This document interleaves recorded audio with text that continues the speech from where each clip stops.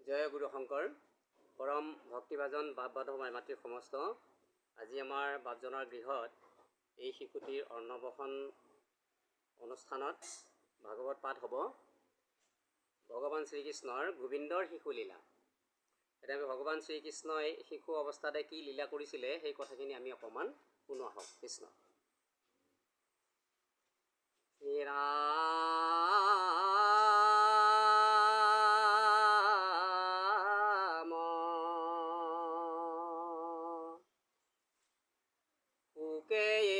মানে দানৱৰ কথা কঠৈলা গোবিন্দৰ শিশুলীলা কহিবা কলৈলা।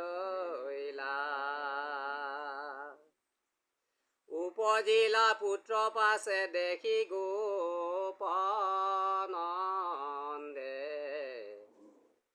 কৰিলা শপতে স্নান অপৰময়ানন্দে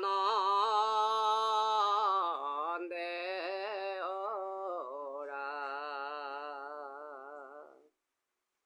এতিয়া ভগৱান শ্ৰীকৃষ্ণ যেতিয়া জন্ম হ'ল তেতিয়া দেখি পেলাই গোপনন্দে কৰিলা শপতে স্নান পৰম আনন্দে।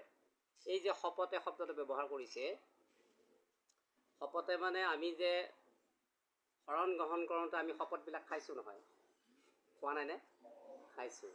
এতিয়া কথাটো হ'ল এই যে শিশু জন্ম হ'লে মই কংসক দিম বুলি শপত খাইছিল, এতিয়া সেইটো এটা শপত।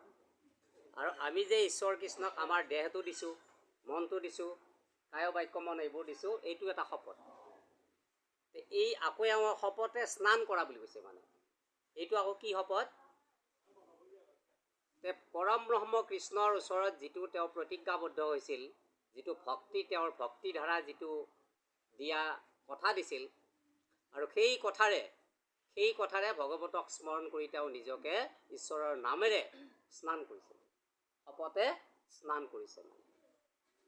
সেইকাৰণে আমাৰ মানুহবিলাকেও আমাৰ সততে আমাৰ যে এই শৰণ ভজন এইবিলাক বাক্য থাকে আৰু যিখিনি কথা থাকে আমি গুৰু সেৱা কৰোঁতেতো কৰোঁৱেই, কিন্তু সততে আমি সেইবোৰ স্মৰণ কৰি আমি শুদ্ধ হ'ব পাৰোঁ।